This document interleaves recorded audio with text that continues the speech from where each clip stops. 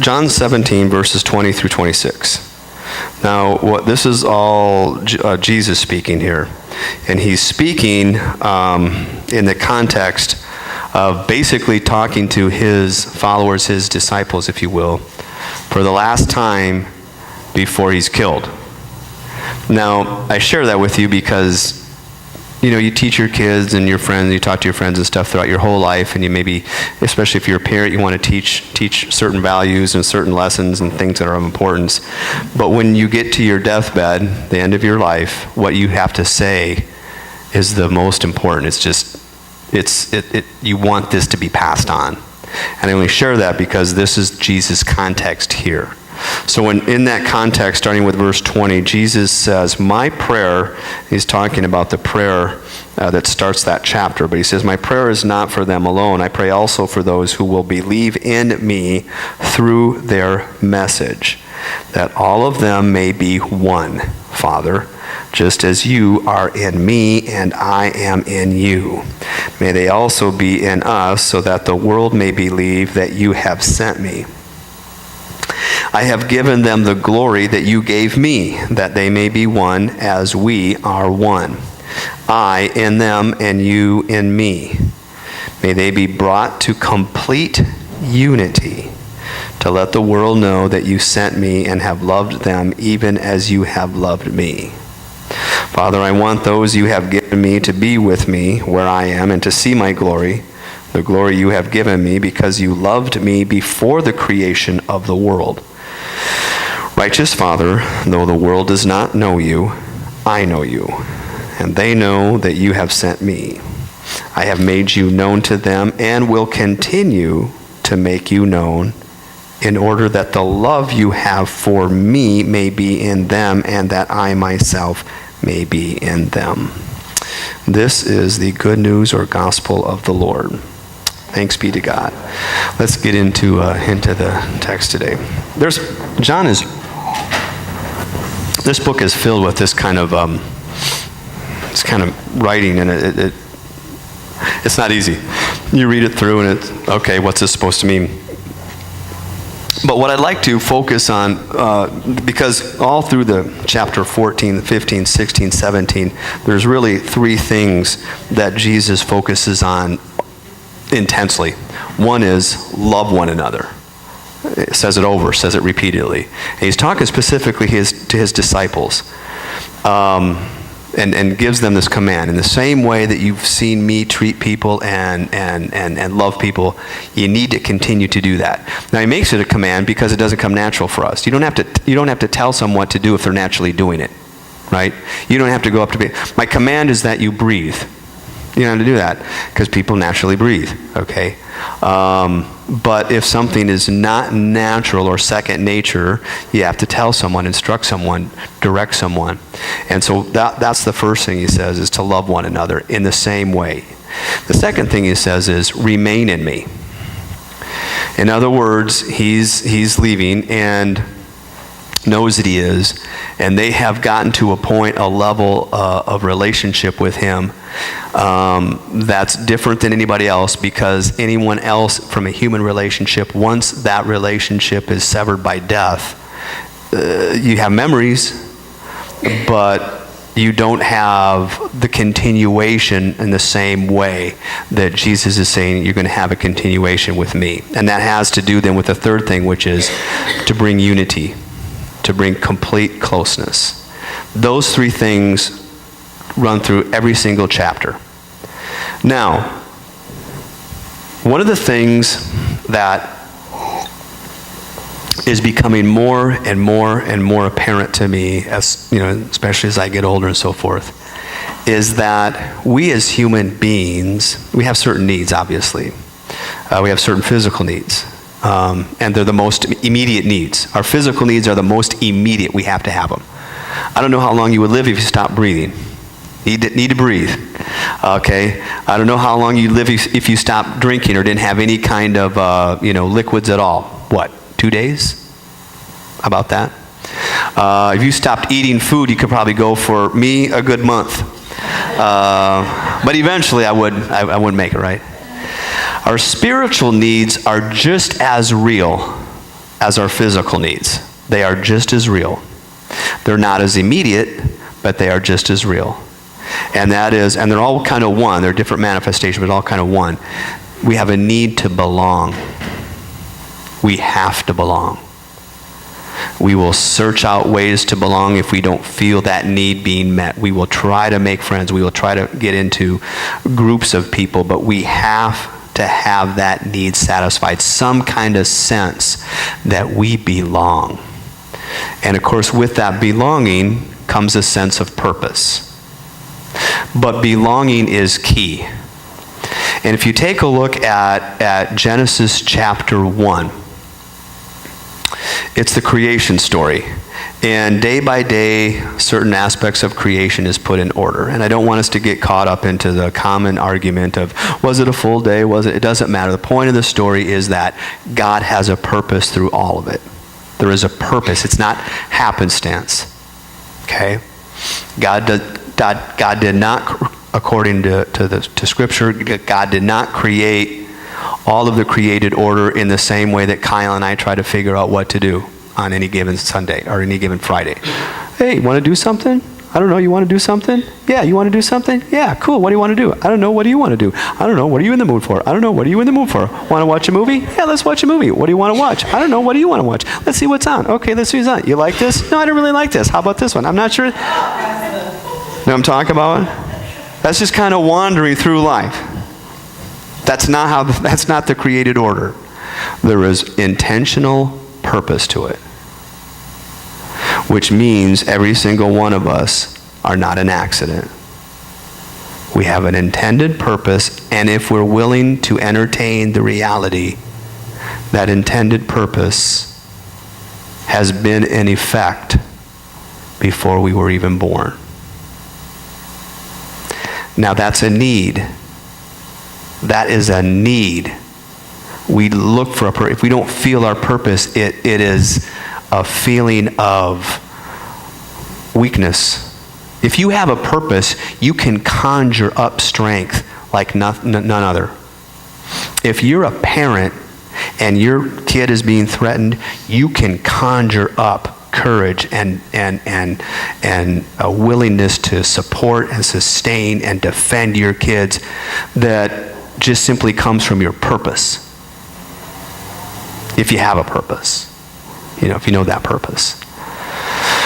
Purpose and belonging go together.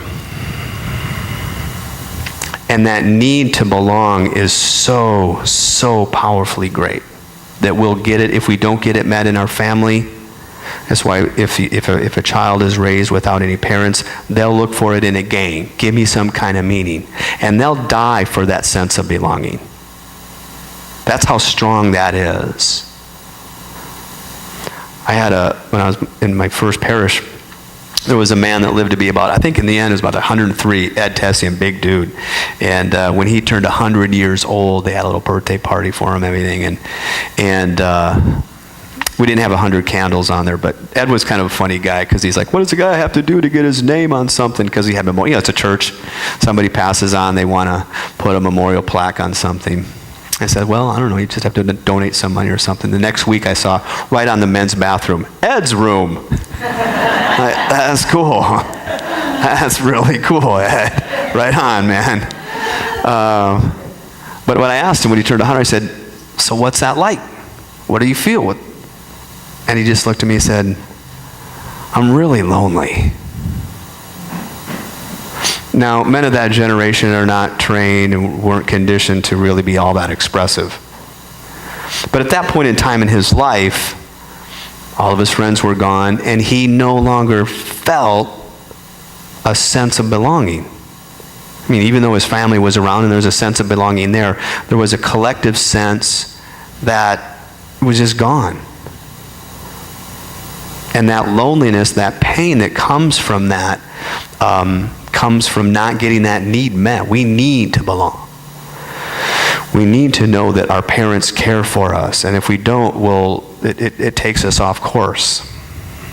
Because we need to know that we belong. The thing that's so powerful about this belonging, as we see in Scripture, specifically Genesis chapter 2, is that there is a belonging that is so intimate and so close that nothing can break it. Now, we don't live in that reality. Most of us in this room have to have, at least feel that we have to have some parts of us that we can't share with other people. We just do. Otherwise, if we put it out there, they're going to judge us. It might jeopardize our relationship, so it's probably best not to do that. It's our state of brokenness. It's almost impossible to be completely real with another person. I'm going to say it is impossible. Very few. I have it with two friends of mine, but that's it.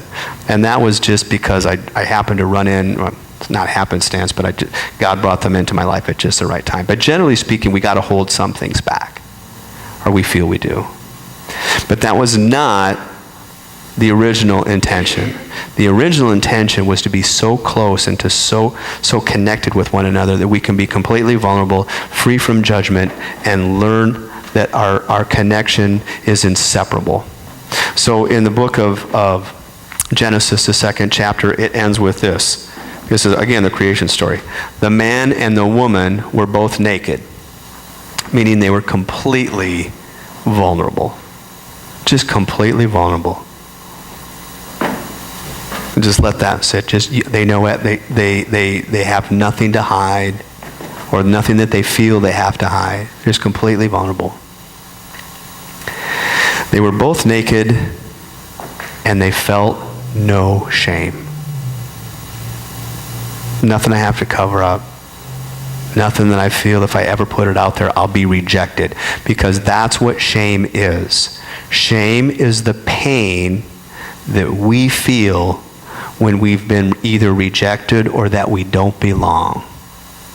And it is so painful because, again, belonging is something that we have as a need. You see, people get hurt deeply, and sometimes they'll say, I don't need anybody. Yeah, you do. You really do. It's painful, I know, but you do. And so we have this need to belong. And when Jesus was ministering, he brings in we call it the gospel. It's an English word for good news. And here's the good news. Everybody belongs. You just don't know it. In this world that's so broken and so separated, we have become completely blind and ignorant and callous to the reality that we belong. We belong to God. We belong on this planet. We belong to one another. When we don't see that we belong, then it's easy to diss one another. It's easy to ignore. It's easy to judge. It's easy to criticize. It's easy to ignore. It's easy to turn on yourself in a way that self-deprecates your own existence. But Jesus came with this real simple, it's the kingdom, right? The kingdom. The kingdom of God is right here. God's presence is right here. And everybody belongs. Nobody's left out.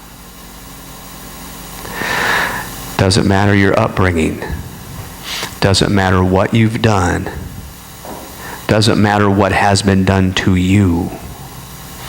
See, some of the worst things that we experience in this world, or can experience, is as children being violated in some way. Because violation, especially as children, strips away and steals that person's sense of divinity.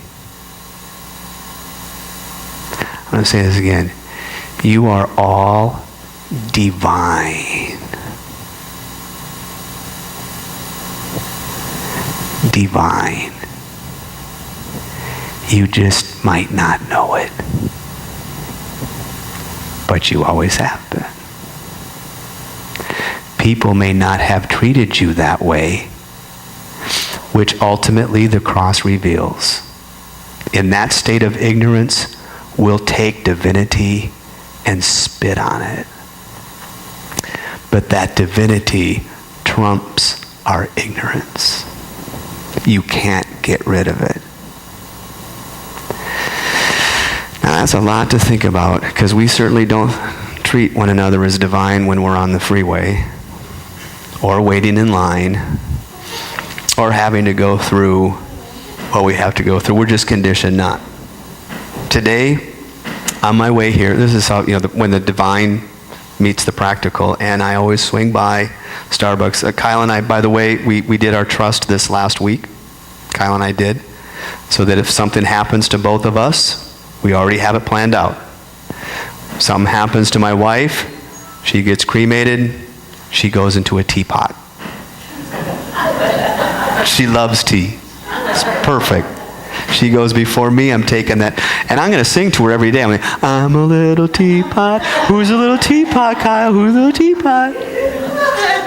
Because she can't talk back to me at that point. Or tell me what to do. But if I go before her, same thing. Only I'm not going in a teapot. I'm going in a Starbucks to-go mug. And Spirit going to have both of us. Who's that? You want? No, don't drink the coffee. That's my dad.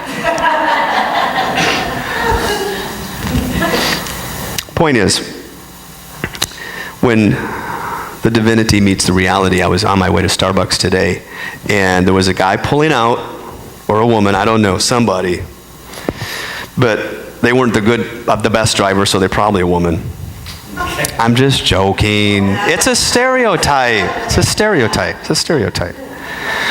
But they were backing out and taking their time, so I'm stuck there, and I see this car come in the opposite direction, and right in between us is the drive-through line. Oh. And I'm thinking, that car's going to try to get in there ahead of me. I don't want to think this way. For goodness sake, I'm a pastor. I tell people how to love. I'm all about the love, all about the love. No worries. But that car took enough time that when it finally got out, this other car and got in there, and I was like, oh, you. And I don't know why, because I had all the time in the world. Have you ever gotten mad at someone for absolutely no reason, but you were convinced that you had the right to be mad to them? And then, see, guy's waiting on, probably getting some kind of food thing that they've got to heat up. I should have gone in first. I would have been. My mind just thinks that way. I don't have to tell it. I don't have to condition it. I don't have to train it. It just does. What I do have to train my mind to remember is what the gospel, the reality of the gospel makes clear. We're all divine. And these little things or these bigger things can derail us from living in that truth. And so the prayer that Jesus has in this case, my prayer, and he's asking God, if he's going to ask God, is the Son of God, it will come to pass at some point. My prayer is not for them alone, not just for his immediate disciples. I pray also for those who believe or have confidence in me through their message. Lately, I've been going through some things, and it just hasn't felt. Have you ever gone through something and you just don't feel your faith? You don't have that confidence. It's like all I feel is down. Have you ever had that? This last hour, just when you started preaching, Steve. No, I'm just kidding. But the feeling is very real, and I have to think, well, do I go with my feeling or do I go with the truth? And it reminds me of when Jesus asked Peter after giving him really kind of a difficult teaching, you want to stick with this or you want to go? Because a lot of people, when things get too hard in terms of understanding something, our first nature is just to bail. When it gets too hard, I just want to get out. And Peter looks at Jesus and doesn't say, oh no, Jesus, I have every bit of confidence in you. I am with you thick and thin. What he says is, I have nowhere else to go. And that's sometimes part of the faith journey. I don't really have any other place to go. Where else am I going when I'm dealing with this? And that's not a bad place. It's a place. It's part of the process. But in this case, he says, all of them who believe in me through their message, that all of them may be one, Father, just as you are in me and I am in you. May they also be in us, so that the world may believe that you have sent me. Imagine a world in which every single person that you knew or that you would meet or that you have met saw your divinity and you saw theirs. The police department, gone. Never have to put a lock on your door. Child Protective Services, gone. Drugs, gone. Because I'm not going to sell you something that's going to ruin your life if I see your divinity. Why would I do that? I'm not going to sell you something that would ruin your life if I saw that you are sacred. Why would I do that? Domestic violence, gone. Rape, gone. Everything that has so tainted and calloused us, be gone. This is where we're heading. And we can't stop it because God put it into effect. And it can't even stop working in us. We may be overcome by our circumstances, or we may feel completely overcome by our circumstances. But that still does not negate that what God is doing in our lives is greater than our feeling of being overwhelmed. And this is what he's talking about, referring to. I in them and you in me, may they be brought to complete unity, to let the world know that you sent me and have loved them even as you have loved me. And that's the thing about love, is that many times we attach it strictly to an emotion, and while love certainly includes emotions, it is not emotional in nature. It is an unstoppable force that created the universe, if you want to take it to that level. You can't stop it, even if you wanted to. That's the message of the cross. I'm going to stop it, I'll just kill it. You can try to kill love. Just can't. So really what we're about here is learning how to align our thoughts, our behaviors, our relationships, our beliefs with the reality of a love that's so great that it overcomes anything that's in our that comes into our lives. And reveals a love so great that it reveals our true sacred identity. Who we are is not yet revealed. It's still hidden in part. Remember when we first moved here, we had to get a pool because it's so stinking hot up here, right? And so we got a pool. And the first year we were in that pool, it was a beautiful summer night rather. The stars were out, just, one of those perfect nights where the wind's coming up the river, and just sitting there bobbing. Spearman was a little kid. My only concern was that he was going to pee in the pool. But we were sitting there bobbing, and he just said, as a little kid, he said, when we get to heaven, you going to recognize me? Some of you have people that you love that have crossed over. They're probably not going to look the same, but it's not based on looks or appearance. It's based on the essence of their life, their soul. And I said, oh yeah, I'll know you. He said, how? I'm like, dude, I got a master's degree, but we never covered this stuff. I said, I'll just know. I'll just know. Now that was years ago, and I look at those pictures, and the kid doesn't look anything like that anymore. I look the same. That's a joke. I don't look like that. I don't know. But the point is, who we are becoming is not yet fully known. But what we do know is that we are realizing that we are divine. This is the good news. And this is a realization that comes forward every day. It's what we call the good news. No one can take it away from us because it really is who we are. No one can steal it. They can try to violate it. They can try to humiliate it. They can try to negate it. They can try to beat it out of us. But they can't, because it's who we are.